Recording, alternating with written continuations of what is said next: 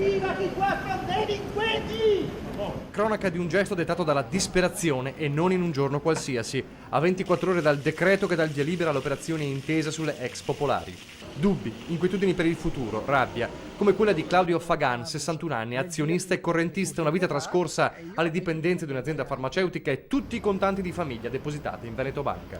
Ha perso 2 milioni e quei soldi li rivuole indietro. Con la sorella Mara si reca nella filiale di Piazza dell'Armi, sono le 10:30, vuole parlare con il direttore. Quando viene ricevuto, dopo molte insistenze, scatta la minaccia. La sorella ha una siringa contenente insulina piantata sul braccio ed è pronta a iniettarsi una dose che la farebbe collassare. Momenti di altissima tensione, i dipendenti chiamano i carabinieri, arrivano 3 pattuglie assieme al sindaco e al SUEM. Si cerca di far ragionare i due, fino al blitz per bloccarli e sedarli.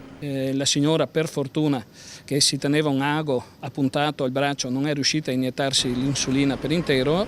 Rimane il fatto drammatico di tutti quei soci, persone per lo più umili, che vedono il frutto di anni di lavoro e di fatica svanito. Non era la prima volta che Fagan si spingeva oltre. Il 3 giugno dello scorso anno si era recato a Signoressa durante un vertice alla presenza dell'allora direttore generale di Veneto Banca, Cristiano Carrus.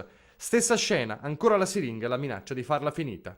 Una vicenda che ha il sapore di un simbolo, perché se oggi si parla di svolta e di salvataggio, c'è ancora un oceano di disperazione che può trasformarsi in tsunami.